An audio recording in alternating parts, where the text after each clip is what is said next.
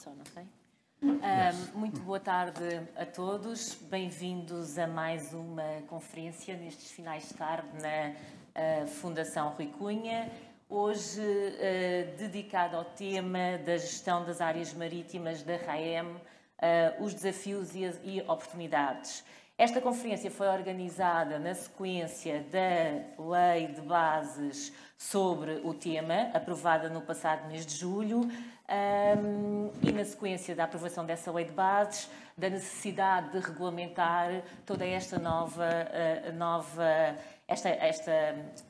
este alargamento das novas áreas marítimas da região administrativa especial de Macau e, portanto, todos os desafios que daí decorrerão e também todas as oportunidades para Macau com este alargamento das suas áreas marítimas.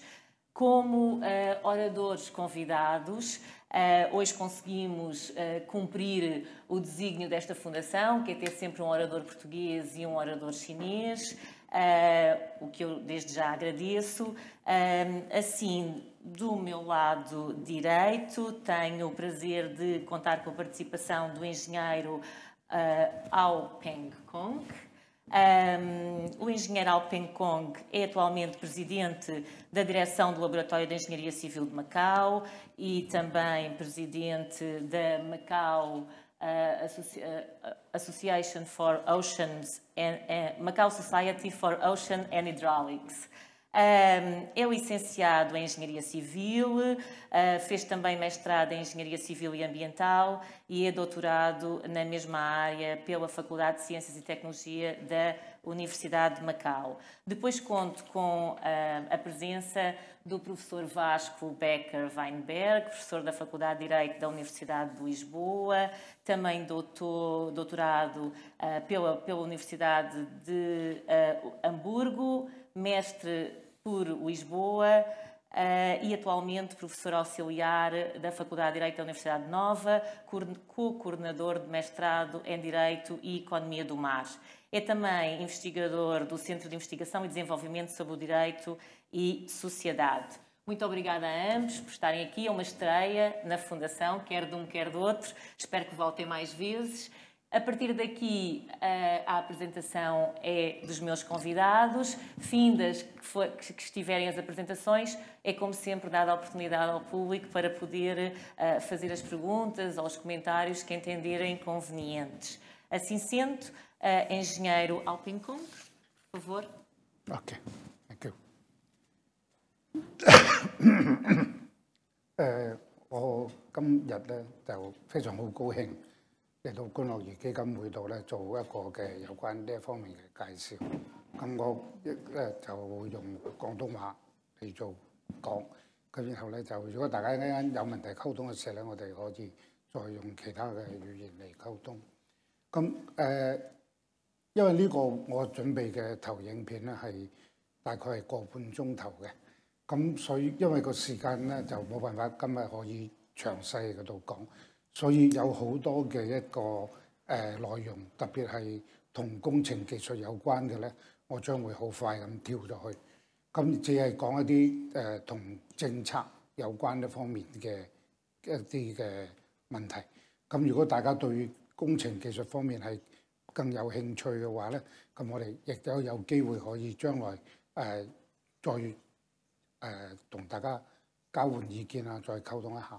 咁首先咧，我開始就要今日嘅講座咧，就有關於澳門海洋發展嘅挑戰與機遇。咁今日咧，我會有用呢4個嘅章節咧，係同大家講。首先，我會講一啲有關澳門海嘅一個發展嘅歷史。咁呢幅圖咧係一個17世紀澳門嘅古地圖。喺呢個古地圖裏面咧，大家都會睇到咧，其實我哋可以喺呢一度，其實澳門島呢度係一個山，呢個就係叫我哋所謂嘅東望洋，呢個叫西望洋山，而中間紅色呢一部分咧，就係2座山嘅一個低窪嘅地方。咁呢個低窪地方咧，就係原本咧就係我哋一個嘅當地本地嘅人咧喺呢度生活居住嘅地方。咁當葡萄牙嘅商船嚟到嘅時候咧，就因為我哋響西望洋嘅地方有呢口井、阿婆井，佢哋可以攞到清水，亦都係呢個澳門可以話阿婆井係我哋一個發展嘅一個重要嘅一個起點。咁而澳門響長期呢一度嘅時間裏面咧，係不斷咁止響呢個填海咁做出嚟我哋嘅土地。咁而呢個咧就係澳門現時嘅一個填出嚟嘅一個土地嘅情況。咁呢個填出嚟嘅土地咧會有幾個問題。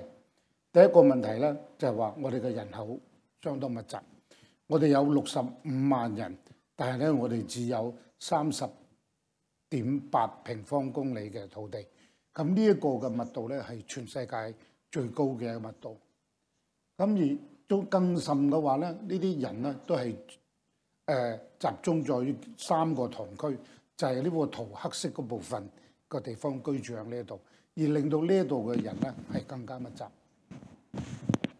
好啦，咁而家對於澳門嚟講，我哋有澳門嘅發展上面咧有一個機遇，亦都有一個挑戰。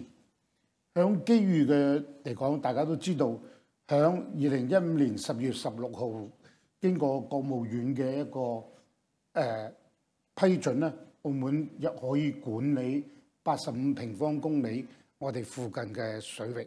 記住，我哋係管理呢85平方公里，並未俾咗澳門。澳門並不擁有呢85平方公里，只係管理呢85平方公里。但係另外一方面，響今年嘅7月份咧，國務院咧亦都印發咗一個重要嘅一個通知。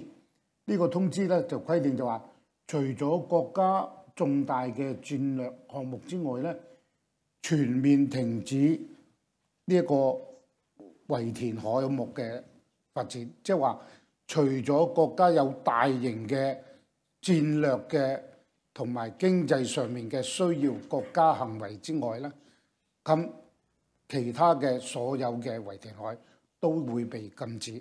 呢個包唔包括澳門？呢個通知影唔影響到澳門嘅發展？到目前為止，大家都冇一個統一嘅講法，但係有呢一個嘅要求。所以話我哋既有機遇，亦都有一個嘅挑戰。咁但另外一方面咧，我哋鄰居香港裏面咧，我哋香港嘅特首林鄭月娥咧，佢亦都提出一個東大嶼山呢一個填海計劃。呢一度咧將會填出咗咧係2200公頃嘅一個土地，就係呢個圖上面係就係呢一個圖上面咧，我哋見到呢一個嘅位置。咁呢度咧將會可以容納到咧70萬到110萬嘅人。咁呢一個嘅情況，如果香港林鄭月娥提出呢一個施政報告裏面咧，都提出咗呢一個咁大嘅一個填海項目，我唔知佢有到中央嘅同意冇，定係有，定係未有。但係如果香港能夠做得到嘅話，我哋相信澳門都應該可以做得到。咁呢個咧就係一個新嘅一個形勢嘅一個改變。咁呢個就係85平方公里嘅水域，我哋就會睇到我哋機遇挑戰同時存在，所以我哋嘅處理呢個辦法咧就話，我哋必須要符合國家嘅政策，就係話國務院嘅一個對於停止圍填海嘅一個政策。但係我哋都有一個合理嘅開發。我哋對於環境必須有一個保護，同埋澳門更加一個可持續嘅發展。呢幾樣嘢，我相信無論係點樣去做咧，都必須要去考慮到嘅問題。咁呢一個裏面咧，咁我哋亦都會即係呢個都係頭先所講到嘅內容。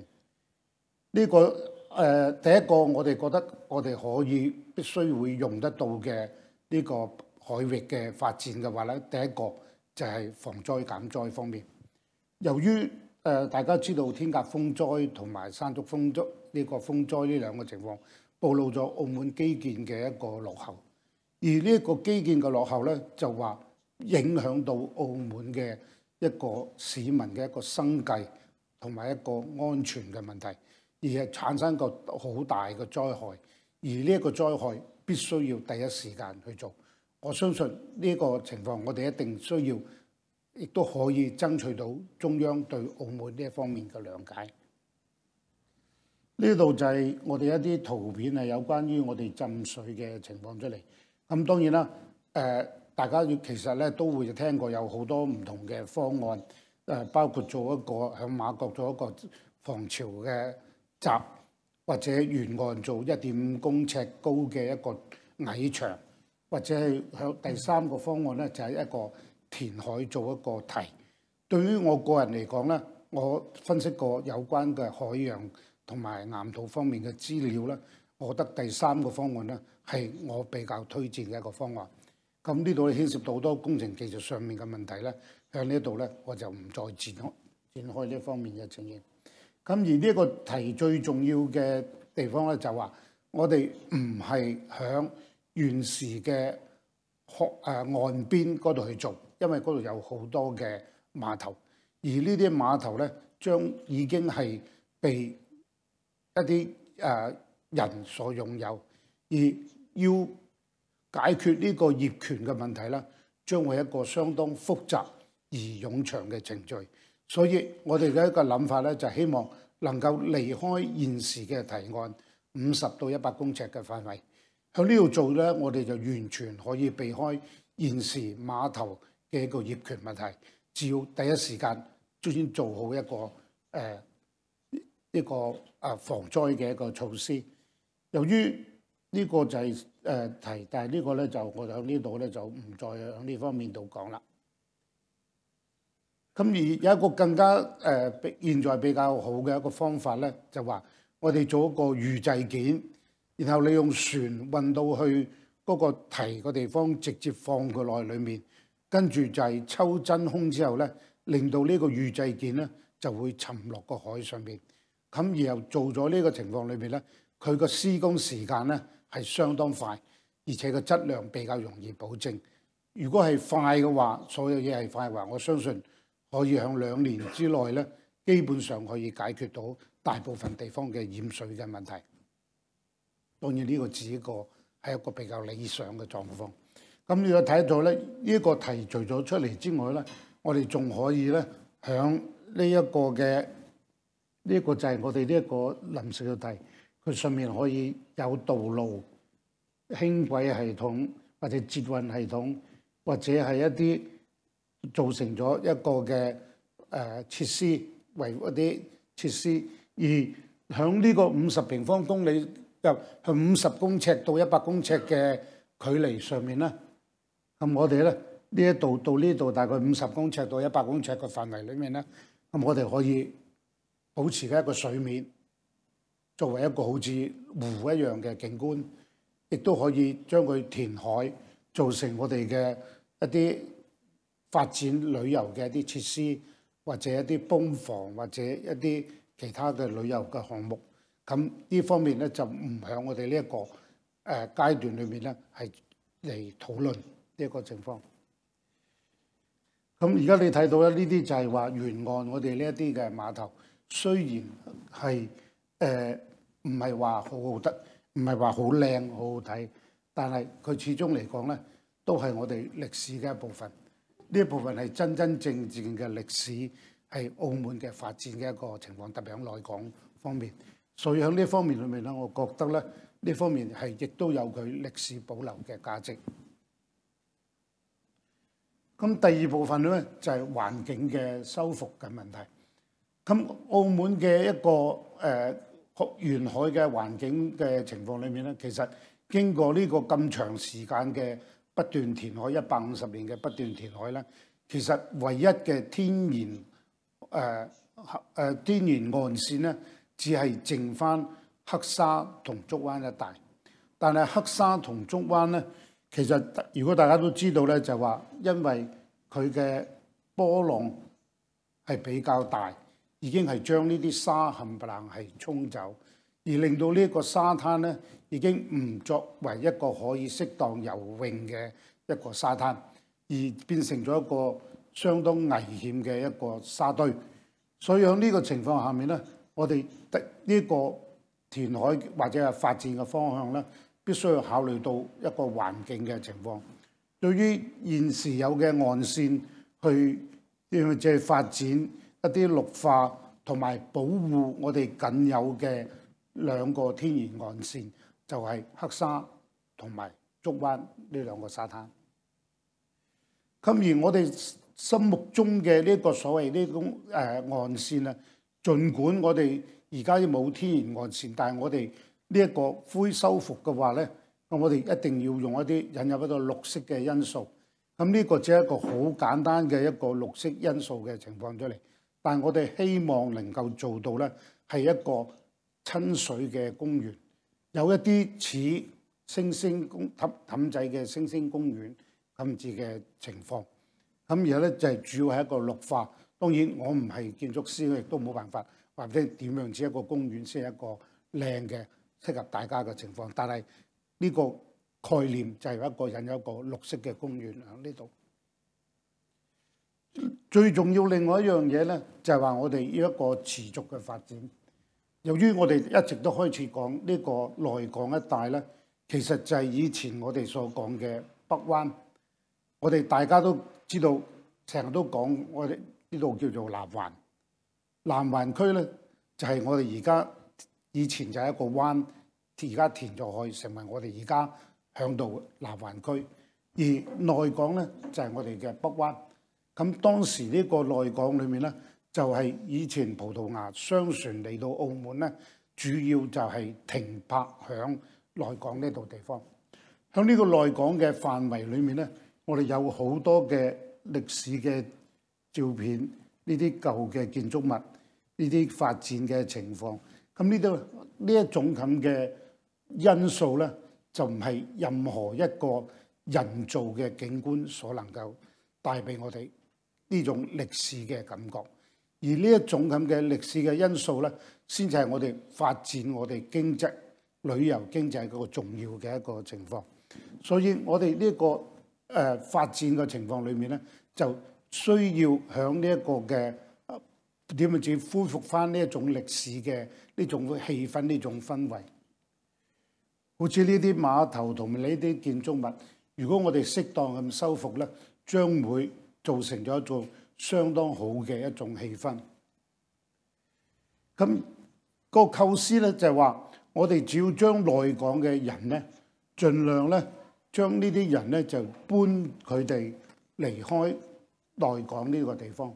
譬如我哋響新填海嘅 A 區或者係 CDE 區呢啲地方，係澳門現有嘅土地裏面咧，我哋興建足夠嘅一啲居屋。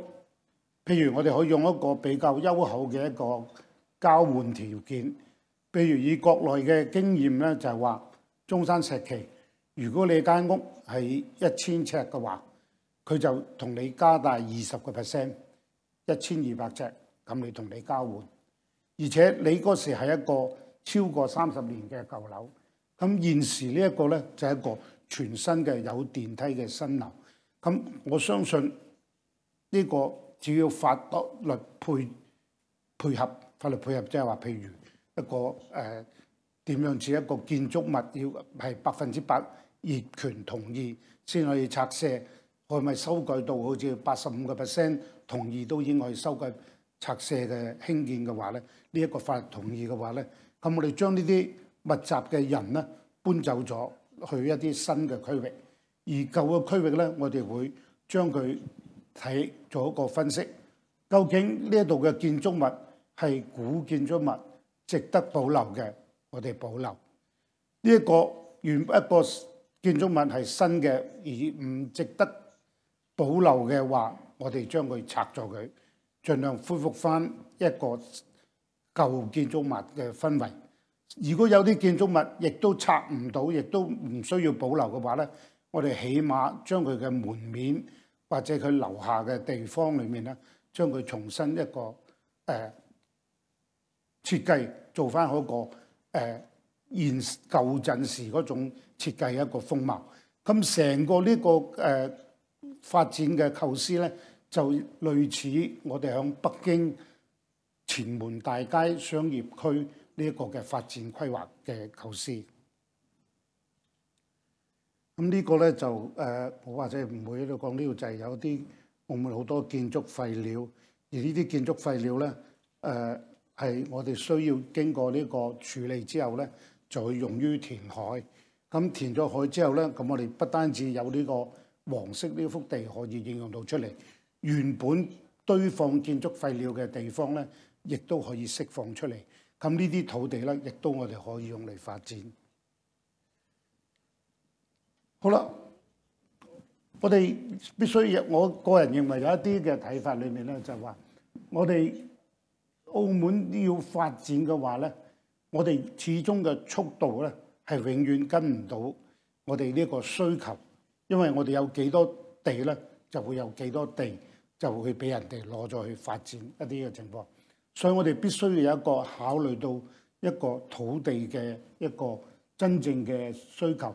而需要我哋必須亦都要配合到國家嘅一個政策，同時我哋亦都要考慮到澳門嘅一個將來嘅一個發展。譬如大家都成日都講嘅大灣區，我哋喺大灣區嘅物業嘅發展裏面咧，將為澳門提供咗一個機遇。呢個機遇就係話我哋所有嘅澳門一啲需要用大量土地而冇辦法安放喺澳門嘅地方咧，我哋就可以搬佢去大灣區。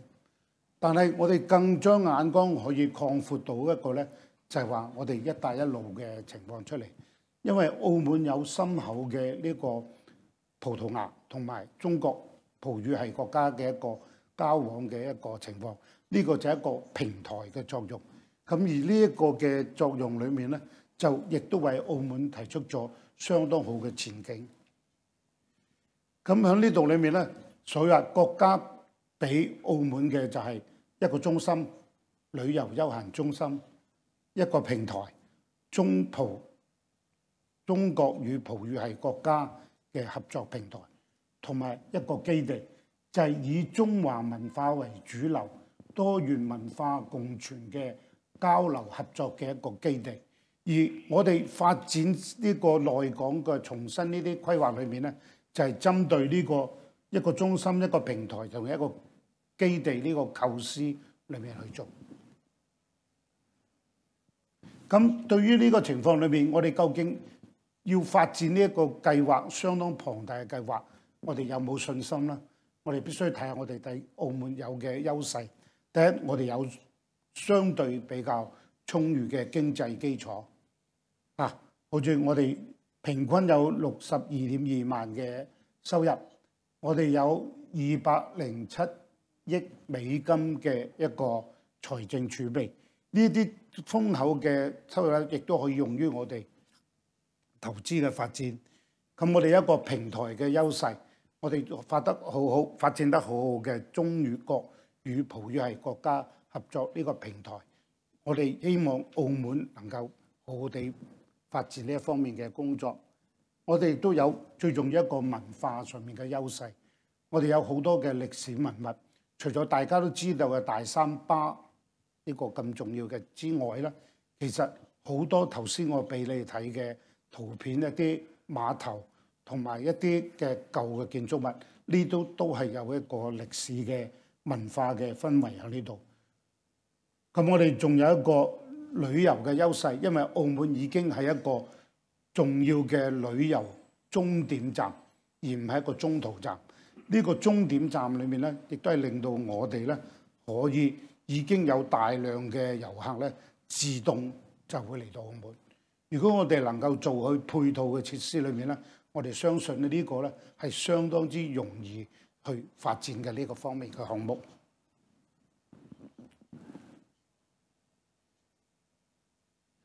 當我哋向國家戰略上澳門嘅可持續嘅發展咧，我哋話當然我哋有啲比較需要好大面積、好多土地嘅項目咧，我哋可以移向大灣區嘅一個發展裏面嘅情況。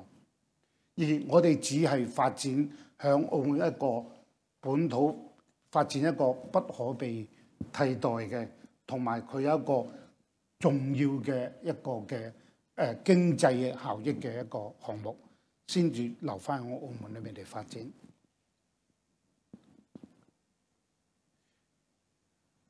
好啦，我哋總結裏面就話，我哋針對呢個國家嘅一個政策下面咧，我哋只能夠做到嘅話咧，就係話我哋唔再好似以前咁發展，隨便中意填就填到土地，填咗出嚟就起一啲毫無特色嘅一啲建築物。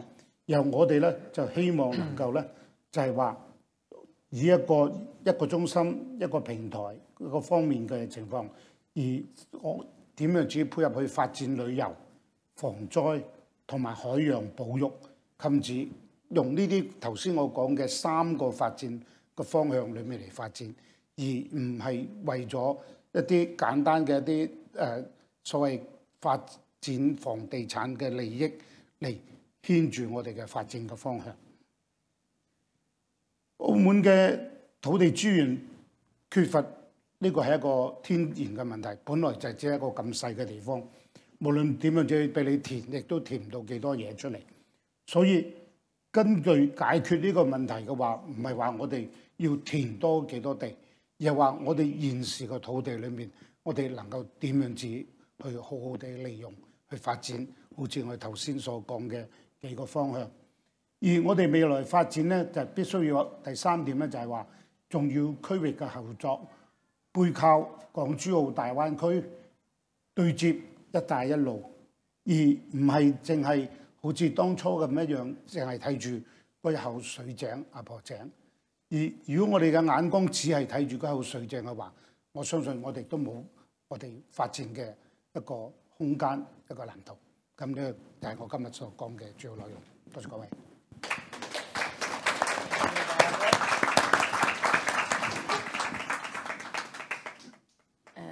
Penso que podemos passar já à apresentação seguinte, só aqui mudar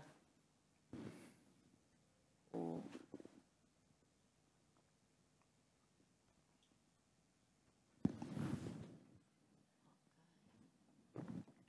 Não, it's fine. 20 minutos, não é? 20, meia hora. É no F5. Ok. Pronto, tens aqui o... Está ligado, não está? Tá, obrigado. Muito obrigado.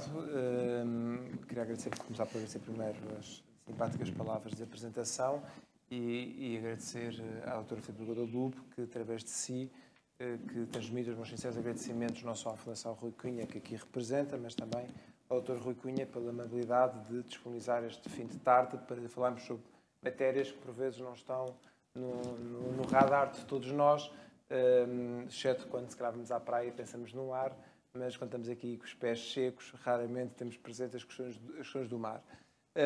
Obviamente também quero cumprimentar o Sr. Engenheiro e agradecer-lhe as suas sábias palavras que nos trouxe e pedir aos apresentadores, aos tradutores, por favor, digam-me, só falar muito rápido, um defeito. Mais pausadamente, para eles conseguirem acompanhar.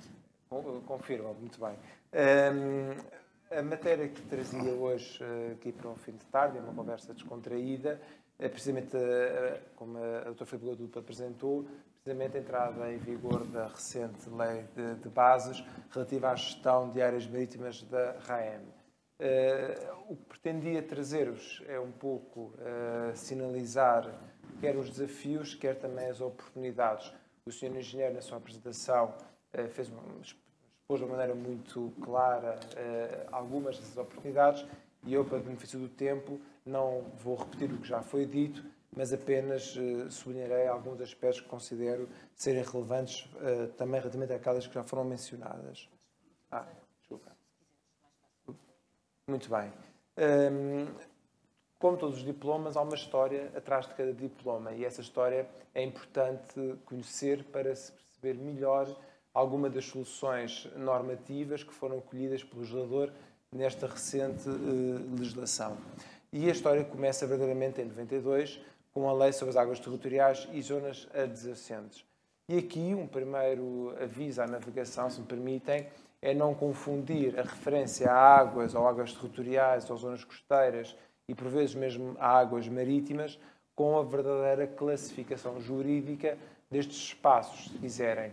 Porque nem sempre o que é molhado é mar, para efeitos jurídicos, e não obedece a um regime jurídico idêntico àquele como se fosse mar.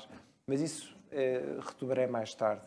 O importante aqui é esta referência, e que o Sr. Engenheiro sublinhou muitíssimo bem, que estes 85 km quadrados, 85 mil metros quadrados, são, no fundo, nada mais, nada menos do que área sujeita à soberania e jurisdição da República Popular da China. E aqui, obviamente, inclui-se esta área naquela que já é a área tradicional da República Popular da China, nos seus espaços marítimos adjacentes. Leia-se o mar territorial, a zona contígua e, obviamente, os interesses do Estado face às mesmas, no que respeita à criação nacional, quer mesmo aos outros direitos e interesses marítimos e legítimos do Estado costeiro.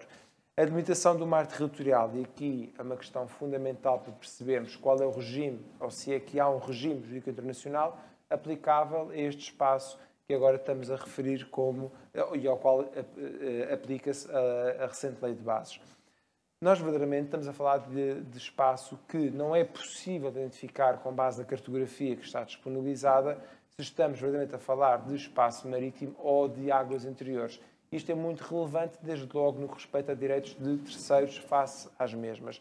E com base na exposição do Sr. Engenheiro, eu fico mais inclinado para confirmar a minha suspeita que, no fundo, estamos a falar de águas interiores do ponto de vista jurídico internacional, se quiserem, e não necessariamente do espaço marítimo, onde outros direitos e interesses também, de outros Estados também se colocam.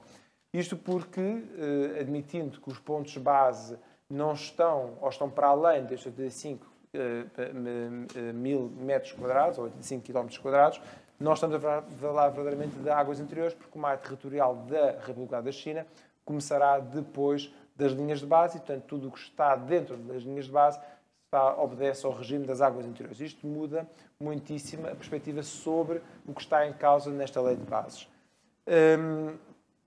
Um aspecto fundamental que, obviamente, coloca-se neste caso, sendo águas interiores, é, desde logo, não há direito de passagem de outros Estados.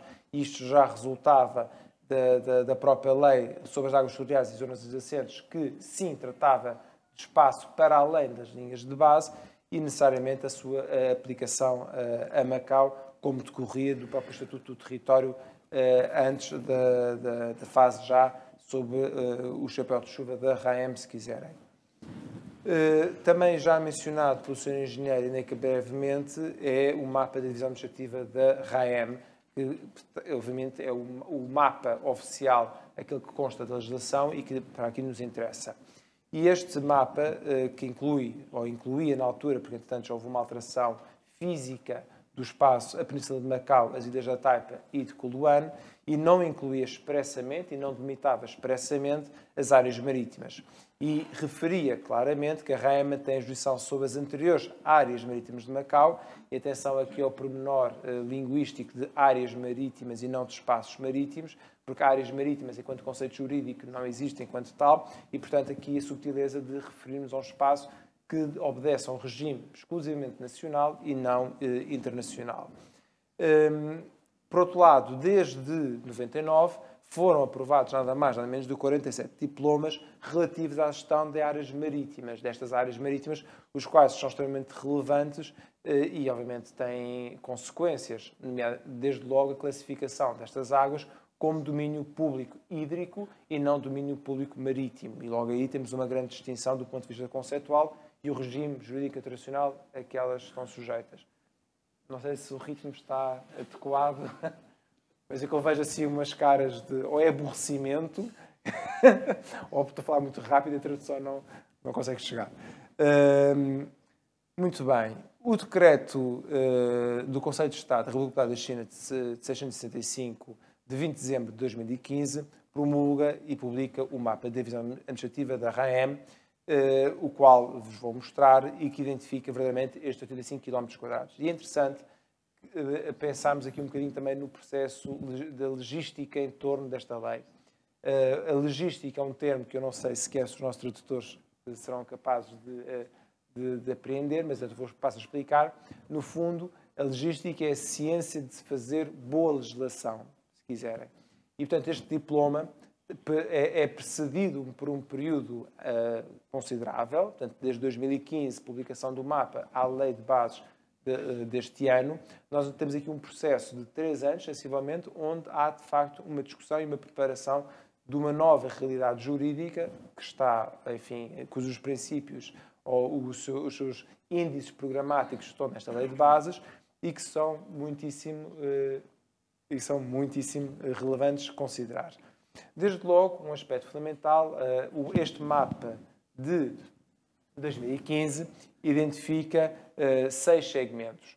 E estes segmentos, lá está, já alterados necessariamente por todo o trabalho que já foi feito e que o Sr. Engenheiro ilustrou muitíssimo bem, incluem o Porto Interior, começou precisamente por falar nele, o canal Taipa-Coluane, as águas a sul de Macau, as águas a leste de Macau, a ilha artificial e águas a norte de Macau. E aqui é importante também pausar para refletir que a ilha artificial, enquanto tal, é um regime jurídico totalmente distinto daquilo que é um processo normal de reclamação de terra.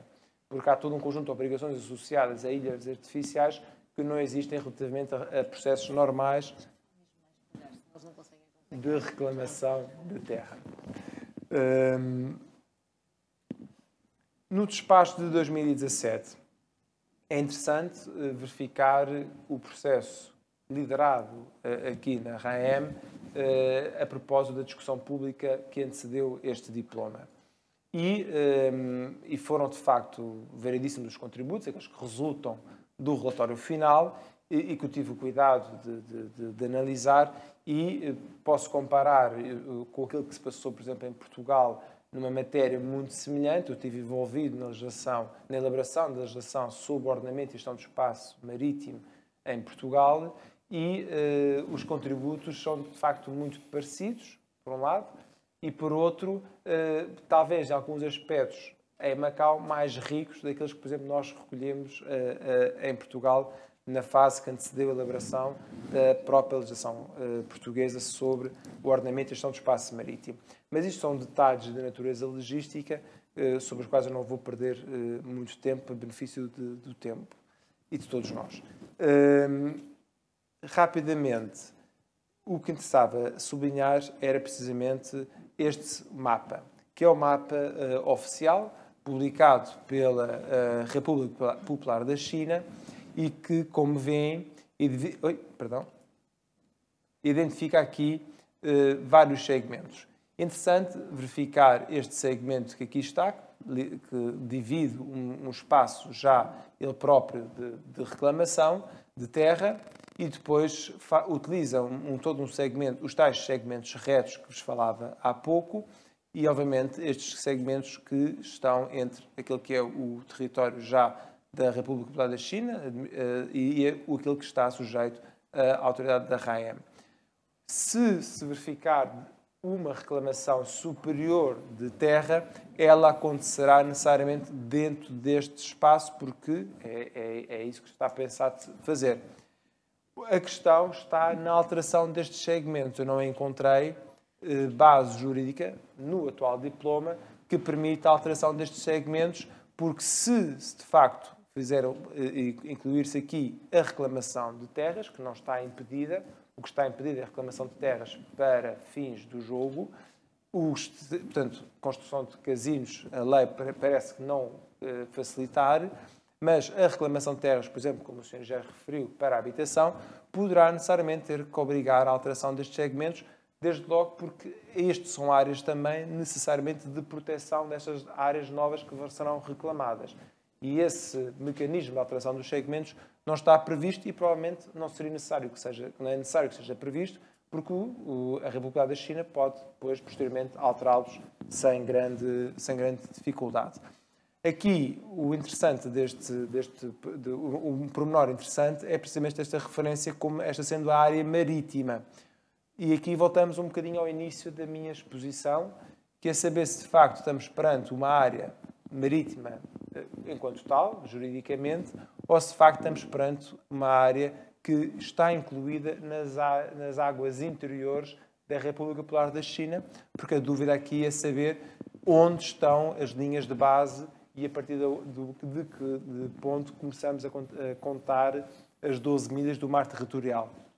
Em alternativa, esta parte poderá estar simultaneamente em águas interiores ou no mar territorial, porque isso de facto não consta deste mapa quais são as linhas de base que a República da China considera relevantes para efeitos de delimitação dos seus espaços marítimos nacionais adjacentes. Então, falemos um pouco sobre a nossa Lei de Bases. A Lei de Bases teve um processo de consulta pública normal, de 30 dias, é o que costuma acontecer, e apresentou as suas conclusões em julho do ano passado.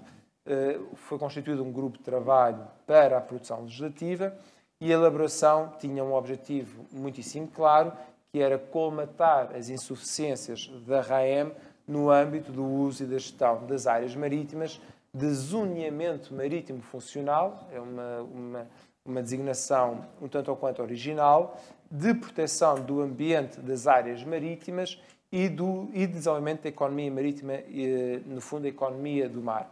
E sobre estas definições que estão na legislação, eu falarei um pouco adiante. Primeiro, umas considerações gerais.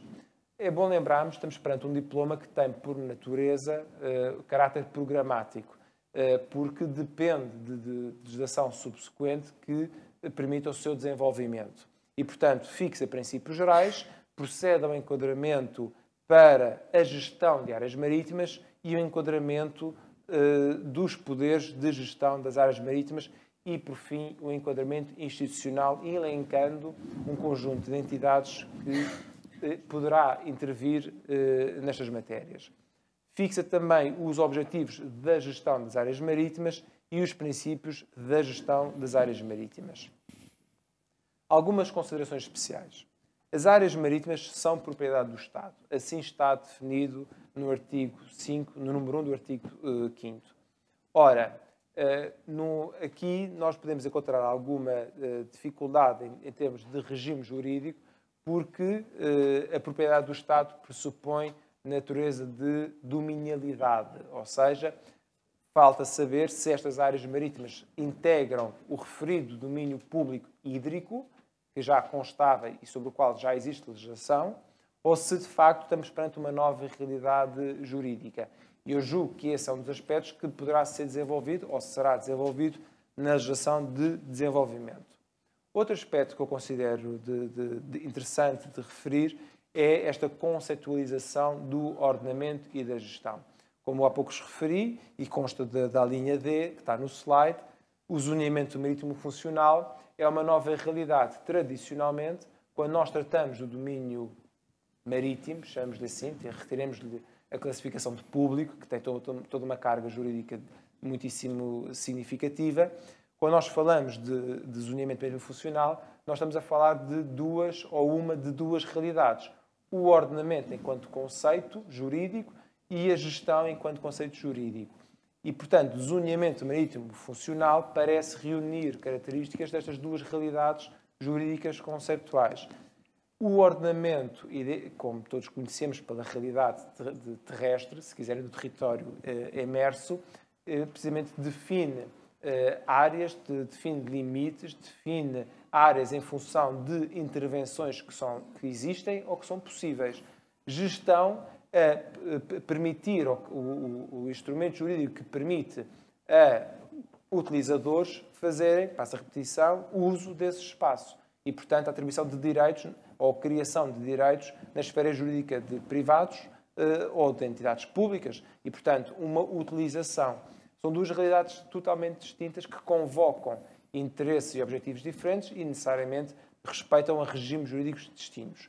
E aqui temos zoneamento marítimo funcional como a referência desta lei, e o título da lei, pese embora valha o que valha, porque, como sabem, aqueles que são juristas, as epígrafes, apenas podem nos indicar um caminho, mas não definem o terreno. A lei de gestão das áreas marítimas parece indicar que retirava o conceito de ordenamento da lei. Mas depois, analisada a definição de zoneamento marítimo funcional e depois estudado o seu regime no artigo 7, nós verificamos que estamos perante um pouco de cada uma destas realidades do ordenamento e da gestão. Depois temos o plano das áreas marítimas, que efetivamente deverá corresponder àquilo que internacionalmente se considera o ordenamento, e depois a coordenação de gestão das áreas marítimas, e aqui pareceu-me que será necessário colmatar algo que não consta desta lei, que é como é que nós vamos resolver conflitos entre usos e atividades. Ou seja, nos vários aspectos que o Sr. Engenheiro referiu, do turismo, da economia, em caso de conflito entre diferentes utilizações, como é que nós vamos dirimir esses conflitos? E em que sede é que esses conflitos são dirimidos? É importante referir que não basta enunciar o desenvolvimento sustentável ou a proteção ambiental como objetivos, é importante também depois saber como é que eu resolvo, ou como é que eu crio prioridades que permitam decidir quais das utilizações que concorrem ambas ao mesmo espaço, qual é aquela que deve ter prioridade sobre a outra. O uso das áreas marítimas são identificadas 3 formas de o fazer. Há a concessão, há a licença e depois há outras. E, portanto, imagino que seja a autorização, que é aquela que tradicionalmente existe. E depois o desenvolvimento da economia marítima surge-nos no artigo 10º, e aqui talvez mais como objetivo do que outra maneira. Aspectos que eu considero que possam ser tidos em conta também na legislação de desenvolvimento. Integração mar-terra. E é referido novamente o zoneamento marítimo funcional e o planeamento urbanístico devem coordenar-se mutuamente. E aqui, para aqueles que conhecem a legislação portuguesa, nós em Portugal temos 2 maus hábitos quando fazemos legislação e não sabemos a quem atribuir competência. É dizer que as entidades ou articulam-se ou coordenam-se. E isto é o caminho para saber que não se vão articular nem se vão coordenar e cada uma vai lutar para ter competência sobre uma determinada matéria. E aqui é importante referir que a interação mar-terra, no que respeita à gestão, ao ordenamento e à gestão do espaço marítimo, não pode seguir esse mesmo caminho, porque não há nenhuma atividade que tenha lugar no mar, aqui espaço molhado, não juridicamente falando, nenhuma atividade pode ter lugar no mar independente de qualquer ligação à terra. Seja qual for a atividade que tem lugar no mar, ela depende sempre de uma ligação à terra. E, portanto, todos os elementos de interação mar-terra devem necessariamente ser regulados em legislação especial, legislação de desenvolvimento, sob pena depois de ficarmos com uma grande dificuldade em conseguir articular, por exemplo, processos de licenciamento. Se eu vou licenciar uma atividade em terra, necessito necessariamente de coordenar esse licenciamento com o processo de licenciamento em terra e vice-versa. E, sobretudo, acautelar outros interesses que possam existir. Para vos dar um exemplo, se eu colocar uma instalação eólica no mar, à partida ninguém dirá que há uma concepção de conflito. Está no mar. Mas depois como é que eu trago essa energia para a terra? Eu tenho que ter um cabo. E esse cabo vai entrar numa zona de recreio ou de atividade turística ou de lazer. Se isso não é um conflito, ou melhor, se estamos perante o conflito, quais são as regras pelas quais nós vamos resolvê-lo. E, portanto, isto é só para ilustrar. Outro aspecto interessante também é a ausência de referência a um regime económico-financeiro. E aqui, o que se pode daqui retirar é, de facto, neste processo, como ele está aqui previsto, e as considerações do Sr. Engenheiro parece que podem levar-nos a essa conclusão também, estamos perante atividades que serão desenvolvidas pela RAEM e não necessariamente a intervenção de promotores junto neste âmbito. E, portanto, aí talvez a ausência de regime económico-financeiro. Mas seja como for, é normal, tal como acontece em terra, quando eu peço uma licença de construção ou peço licença de loteamento de um terreno, que eu tenha que pagar uma taxa e, portanto, e o mesmo acontece no espaço marítimo e, de facto, é o modelo que é o seguido a nível internacional em todos os Estados que têm regime económico ou financeiro.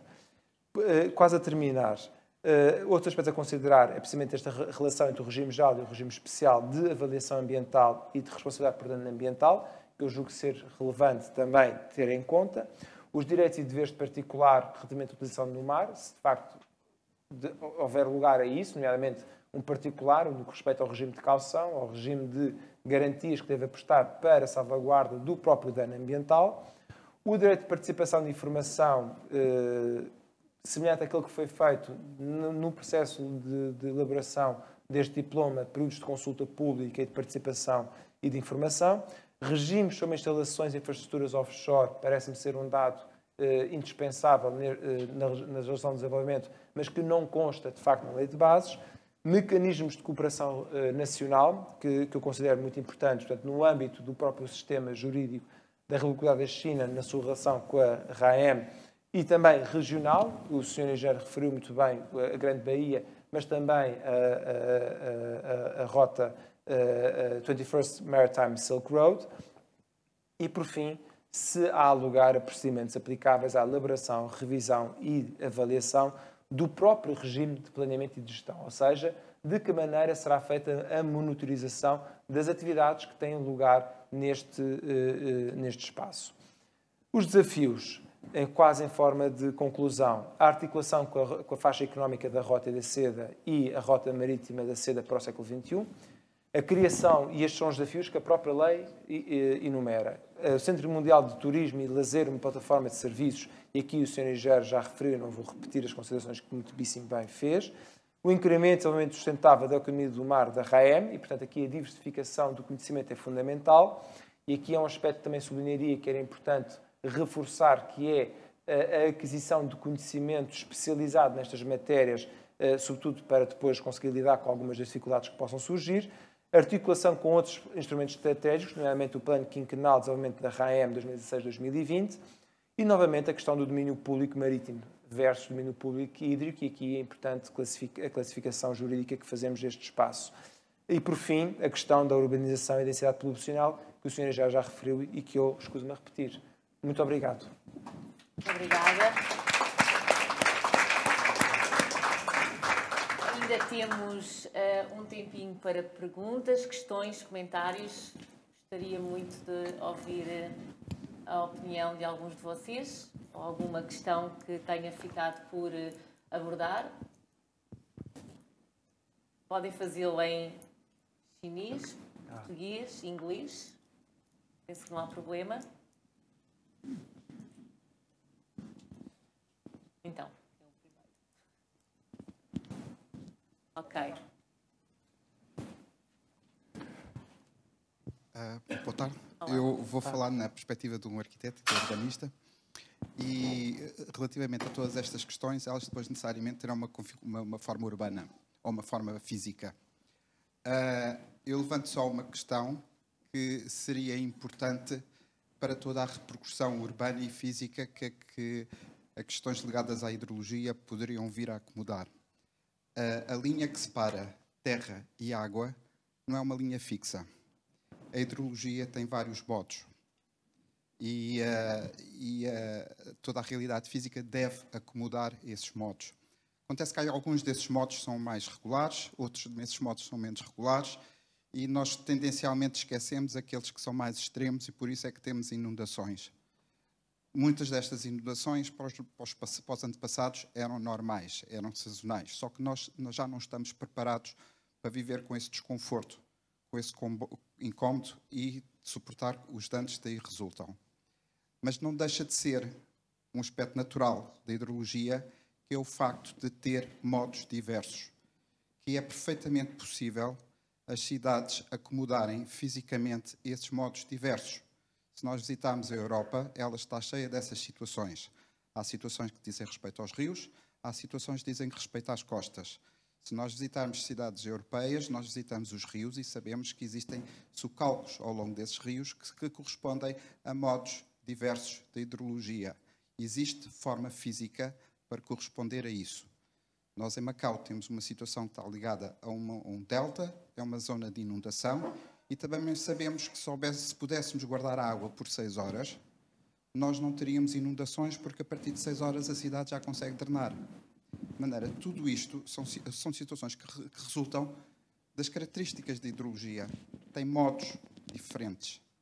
E depois, no que diz respeito ao seu ordenamento físico, existe a possibilidade de configurar e de o próprio ordenamento urbano acomodar esses modos.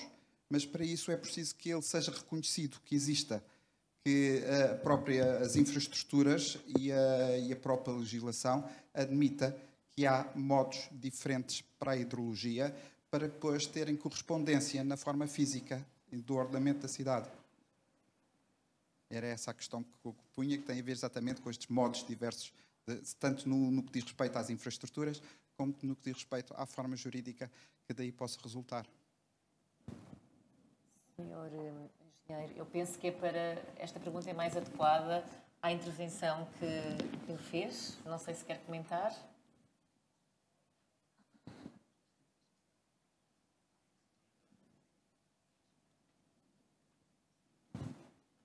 Está a acabar.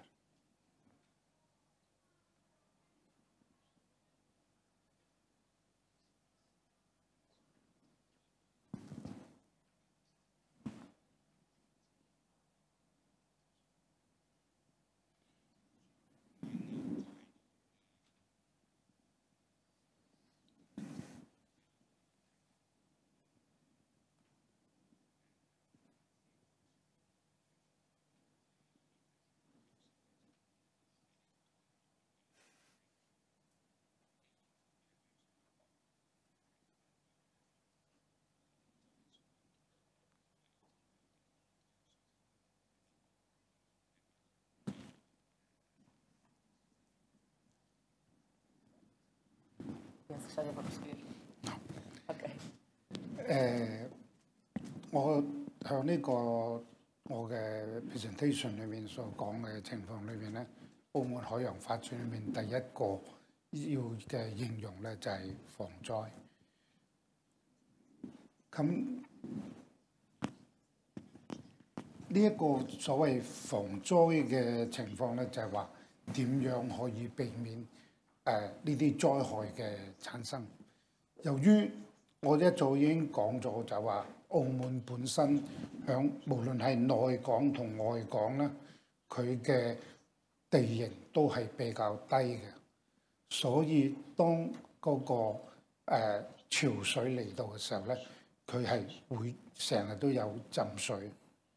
咁而呢一種嘅浸水裏面咧，其實可以分做兩個嘅。第一個咧就係話海水嘅潮水，例如風暴潮；第二個咧就係話落大雨嘅時候嘅雨水。咁落大雨上面嘅雨水嚟嘅時候咧，一般咧我哋澳門而家嘅做法都係將佢泵出去。呢個基本上咧係問題係可以解決得到嘅。咁但係最重要嘅咧就係話海水嘅潮水，呢個咧先至係一個困難嘅地方，因為個海嘅水係可以話係無限咁大，你點樣自己嚟做咧都唔能夠將佢可以擋得，可以即係話將佢處理嘅，即係唯一一個辦法咧，將佢擋住佢唔流入嚟澳門。咁所以而家有啲人就一直喺度講話澳門去做一個海綿城市，就一個吸咗將啲落出嚟嘅雨水咧，即係話儲起佢。咁其實呢一種嘅情況咧，對於解決雨水嘅問題有一定嘅幫助，但係作用唔大，因為澳門嘅面積太細。如果落出嚟嘅雨水咧，其實我哋好快咧就會將佢排走，排到出去海上面，只要我哋有足夠嘅泵。唔同香港快活谷跑馬場嗰度咧，因為香港嗰度個海旁嗰度係高過快活谷嗰度嘅，所以個水咧係即係向跑馬地嗰度咧就積存咗落去，所以佢就用一個呢個工程處嘅出嚟。但澳門冇呢個問題。而家最重要一個情況咧就話，當潮水嚟嘅時候有咩辦法咧？咁其實而家大家都聽過，有第一種嘅做法咧，就係話我沿住澳門嘅內港做一個牆1.5米高。咁呢一個牆咧，有兩個問題。第一個問題咧，1.5米唔足夠抵擋大嘅潮水。如果呢個潮水大過1.5米嘅話咧，咁好可能咧個災害會更大。如果1米半以下嘅潮水，佢嘅影響力都唔大，所以呢個係佢第一個問題。第二個問題咧就係沿住呢一個澳門嘅內港嗰個堤咧，佢本身個結構已經有好嚴重嘅問題。如果你要起一個1米半嘅牆嘅話咧，好可能連呢條堤都破壞咗佢。咁所以呢個咧係做呢個1米半嘅矮牆咧，一個明顯嘅一個問題所在。咁第二個咧就話向馬角嗰度做一個防潮閘。咁呢個防潮閘咧，亦都係第二個方案裏面去做。但係咧呢個防潮閘咧，如果真係做咗出嚟嘅時候，咁我哋想像下，如果颱風係嚟緊嘅話咧，颱風嚟係會有風、有雨同有潮水一齊嚟嘅。咁如果你個防潮閘擋咗潮水之後咧，咁天落嚟嘅雨水咧，你就必須要及時將佢泵走。如果唔係，佢嘅雨水咧足夠就向內港嘅地方咧係浸晒你成個內港，因為嗰度時係一個打風嘅好大嘅雨水。但係唔好唔記得一個問題，流落去內港裡面嘅雨水咧係唔單止澳門半島嘅西邊所有水會流落去呢一個內港嘅水域，佢係包括橫琴灣仔嘅東面嘅所有水都會流落去嗰度，同埋佢向前山河一直去到可能前山嗰個翠微附近所有嘅雨水咧都會流晒落去內港，經過前山河咧流晒落去內港呢個位置。咁你幾大個泵都唔泵到呢個咁大嘅面積，你千祈唔好考慮澳門半島西面嘅水，而係一個必須有一個更大嘅面積嘅水。咁而呢一度個堤嗰個防潮閘落咗喺度之後咧，成個水域咧都會一個浸咗落去嗰個情況出嚟。咁而唯一可行嘅咧就係講響沿住由筷子基一直去到沙梨頭去到馬角咧做一個堤。咁呢個堤咧就擋住個水。咁頭先我已經講過啦，如果沿住呢一個堤去做嘅話咧，其實響澳門回歸之前咧，好似好多人提過呢個方案，包括我個人，但係一直冇辦法成功嘅咧，就係話因為內港嘅碼頭佢唔肯搬遷。但係如果我哋個方案係離開內港嗰個50到100公尺嘅話咧，第一我冇觸碰到你嘅碼頭，你嘅業權我冇碰到，我仍然可以用。第二個就係話你嘅貨運嗰個問題，但係大家要知道港珠澳大橋響上個星期3正式開通咗之後咧，基本上內港嘅貨運咧嘅需求咧基本上係相當低，甚至可以話係零。即係話佢冇貨運上面嘅要求，只有業權物權上面嘅要求嘅話，如果我唔觸碰你嘅業權，而我哋嘅貨運嗰方面係解決咗嘅話咧，呢一條堤咧，相信係比較容易，各方面比較接受。起碼呢啲碼頭嘅業主咧，佢提唔出一個理由去反對做呢一個堤。咁呢個咧，相信係比較容易解決到嘅。咁呢個係一個工程上面幾個方案嘅一個比較。唔知呢個答唔答到你呢個各位生所提出嘅問題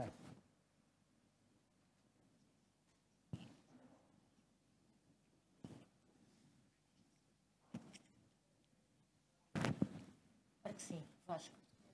Não. Ok.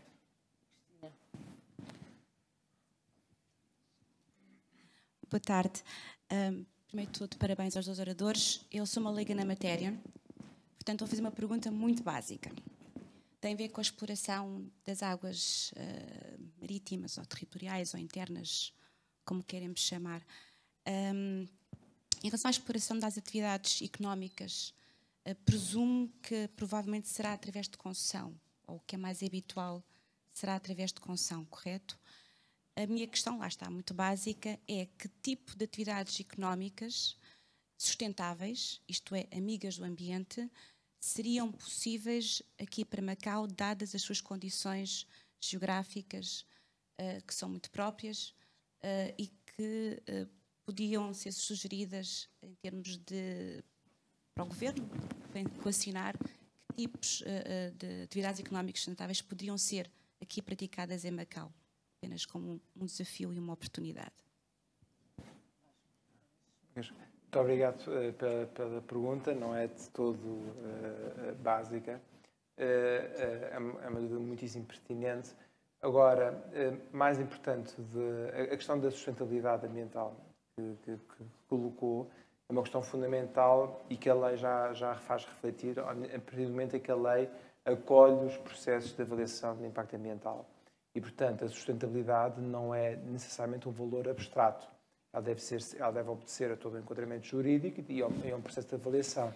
Portanto, o que não pode acontecer é a possibilidade de existirem atividades que não obedecem a um processo, embora as dispensas que possam existir devem estar previstas na lei. Esta é a forma como, tradicionalmente, muitos Estados abordam a questão. Relativamente às atividades, bom, eu só posso falar, para ilustrar como exemplo, as atividades que resultam da prática ao nível da União Europeia, porque ao nível da União Europeia procurou-se implementar um sistema que fosse comum a todos os Estados, que é a política do crescimento azul. E cada Estado acabou, ao abrigo da política marítima integrada, desenvolver uma estratégia nacional onde inclui uma série de domínios de intervenção para potencializar esse crescimento azul.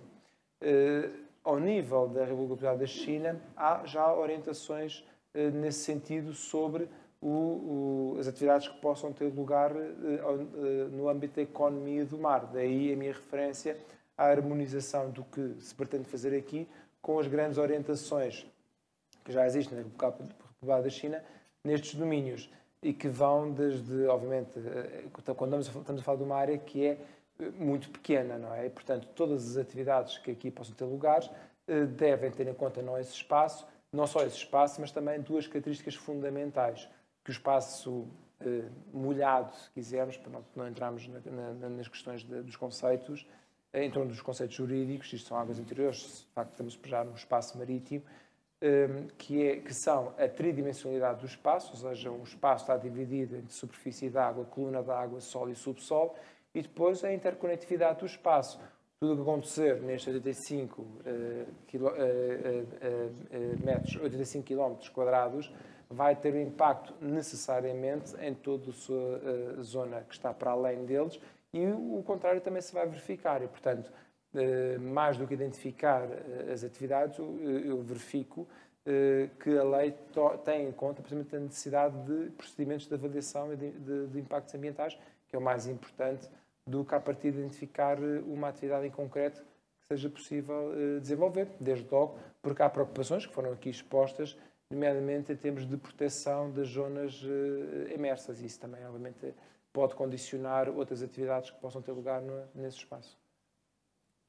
Engenheiro, não sei se quer acrescentar alguma coisa a esta questão, a questão da diversidade económica que poderá ser criada com este alargamento da área territorial e deste aproveitamento destes novos espaços para Macau e conciliar com novas atividades económicas sem deixar cair a questão da sustentabilidade ambiental e da proteção do meio ambiente. Portanto, novas atividades económicas, amigas do ambiente, que possam ser criadas nesta nova área marítima de Macau.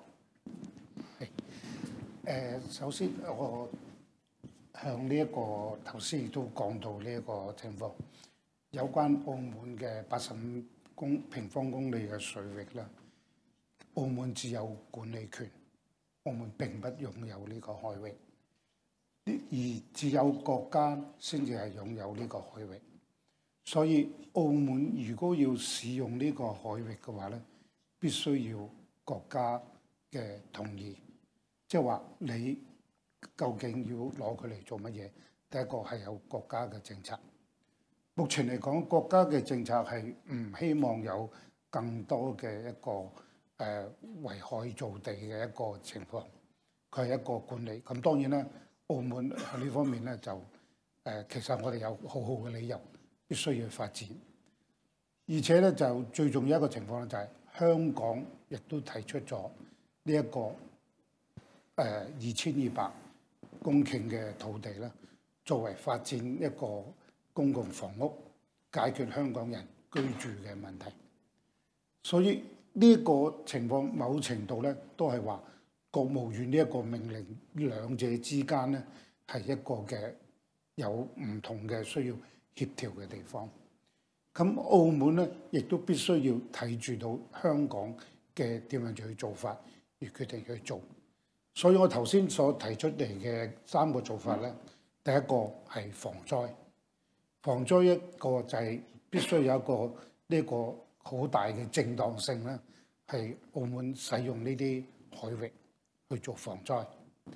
第二個咧就係利用呢個海洋嘅情況咧，係修補現時嘅環境上面嘅問題。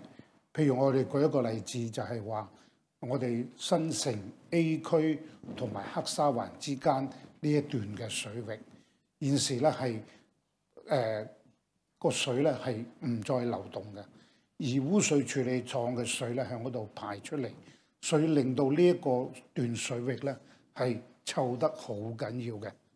咁而呢一個嘅修補嘅呢個空間裏面咧，亦都係有一個迫切性，亦都有我哋嘅正當性。咁第三個我哋要去先至嚟考慮到咧，就係發展嘅問題，點樣去做一個可持續嘅發展？呢個可持續嘅發展咧，我哋要發展呢個係一個，亦都有呢個正當性。但係發展嘅方向咧，就必須要配合國家嘅政策，譬如一個中心、一個平台、一個基地呢一個情況出嚟。而針對呢啲地方，我哋提出咗呢一個嘅發展，呢個係同國家嘅政策嘅一個配合，即係做出一個澳門嘅發展。咁所以我頭先喺呢點裏面咧，就係提出澳門嘅海洋發展嘅3個方向。咁然後我再提最後一個方向，就話我哋唔能夠只希望澳門不斷填海不斷去做。我哋應該更加係跨領域嘅合作，同珠海、同中山、同深圳、同香港嘅跨領域合作，而攞我哋所需要發展嘅情況出嚟。咁呢啲嚟講咧，先至係一個最大嘅一個發展嘅空間。所以呢個響我哋嘅發展咧，必須要考慮到呢2個制約條件同埋即係國家政策上面嘅要求，然後我哋先能夠定出咗呢一個我哋發展嘅方針，而唔會相矛盾，唔會令到即係呢個發展咗脫離咗一個正常應該發展嘅範圍。Muito obrigada. Mais alguma questão? Sim. Devagar, está bem? Senão os... Eu falo muito devagar, não há problema. Boa noite, muito obrigado.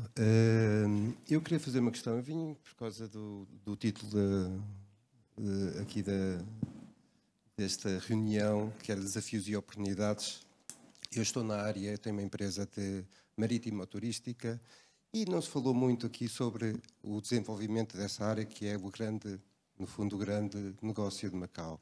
Eu não percebo muito de leis, sei que é uma lei base que, portanto, ainda está para ser desenvolvida, mas eu gostaria de saber em que ponto é que a náutica turística pode entrar aí, também mesmo a náutica de lazer, porque no momento as leis que nós temos em Macau são um bocadinho só para empresas de ferries, não é? Não é para pequenas empresas que querem fazer um trabalho mais personalizado. Eu gostava de ter a vossa opinião acerca disso. Muito obrigado. Não preciso.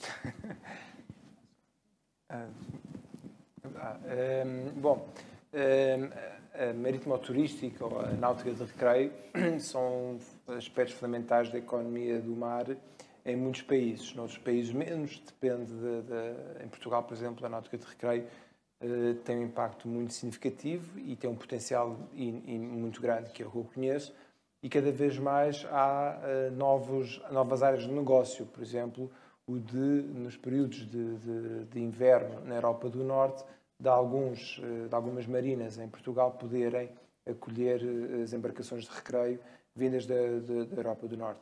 Mas são questões para as quais não me sinto habilitado para responder, porque essas opções ditas estratégicas não resultam da lei de bases, nem mesmo nas suas orientações ou naquilo que motivou a sua elaboração, embora possa lhe referir que a lei faz referência precisamente à necessidade, obviamente, da economia marítima e, se quiser, a economia do mar, onde necessariamente não há uma lista fechada de atividades que possam ter lugar e, obviamente, depende, como diz o Sr. Engenheiro, eu já também tinha referido, depende necessariamente da coordenação de políticas que são prosseguidas ao nível não só da República Popular da China, mas também daqueles que são os interesses e posicionamento da economia do mar no âmbito das estratégias que estão a ser desenvolvidas agora, nomeadamente da rota marítima do século XXI.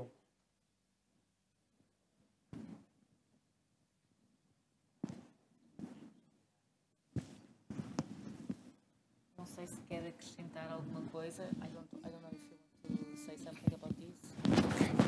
So if you allow me. Sure. 我哋記得有一套黑白嘅電影《Casablanca》北非電影。呢一套戲咧係響美國嘅100部嘅愛情片裏面排行第一嘅電影。一套黑白嘅電影係排行第一《Casablanca》。佢主要 Casablanca 呢個地方主要就喺第二次世界大戰嘅時候咧，就係納粹德軍冇佔領到 Casablanca。而好多特務喺呢啲地方裏面咧，就利用呢個 Casablanca 咧，就造成咗一個好特殊嘅氣氛咧，就有呢一套電影出嚟。詳細嘅當然大家都比我更清楚。其實你知唔知道澳門響某程度就係一個東方嘅 Casablanca？ 因為第二次世界大戰嘅時候咧，日本冇佔領到澳門。佢佔領咗香港，佔領咗越南，佔領咗菲律賓、南中國所有地方，唯獨冇佔領到澳門。咁佢冇佔領到澳門咧，一樣好似 Casablanca 咁樣子，所有啲特務啊、有錢人啊，帶住啲金條嚟到澳門啊，就住喺澳門嗰度做，所以有澳門嘅娛樂業，有澳門嘅博彩業，所有咧都係由呢個情況出嚟。其實呢個咧係有一種咁嘅氛圍咧，係一個好重要一個旅遊嘅一個元素。呢個亦都係點解我一直提議話，點解我哋將內港同埋南灣嘅一啲歷史嘅一啲建築物呢啲嘢重新發掘翻出嚟，點樣做呢一個情況裏面咧，重建呢一種中葡同埋呢啲中國同埋其他啲國家合作響呢一個地方共同生存嘅一個痕跡一個空間。我相信呢一個情況好好地能夠將呢個做出嚟咧，將會造成另外一個更加有吸引力嘅 Casablanca。呢個 Casablanca 就係澳門。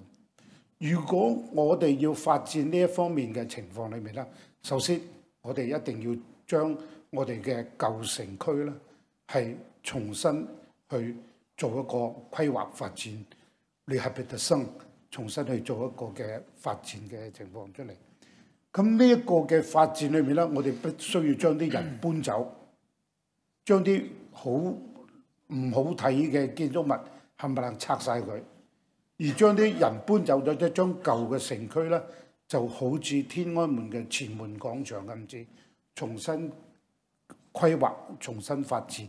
頭先我都講過，可能把啲舊建築物保留，可能將一啲唔好睇嘅建築物拆卸，可能拆卸唔到嘅，我更改佢嘅門面，而造成一個更加好嘅一個氛圍，而令到因為呢個牽涉到好多點解葡語系嘅國家唔能夠響澳門好好發展佢嘅一個嘅業務或者經濟生意，因為好老實講，佢哋負擔唔起澳門嘅地價同房地產，而呢一個必須響政府嘅一個指導同政府嗰個協助之下咧，先可以令到呢啲國家呢啲地方裏面咧，好去發展翻佢哋呢啲文化呢啲嘢出嚟。我哋澳門有一個好似歐洲更加靚過歐洲嘅一個旅遊項目，我講嘅係漁人碼頭。但係大家都比我更清楚，呢個唔係一個十分成功嘅一個例子，因為係人都知道呢個項目所有嘢都係假嘅，都係人造去做出嚟。而我哋旅客嚟睇嘅話，我哋希望睇真嘅。我希望睇到呢個文化嘅，我希望睇到呢個民族融合嘅，我哋希望睇到一個可以俾人講故事嘅一個地方，譬如好似 Casablanca 咁。多謝。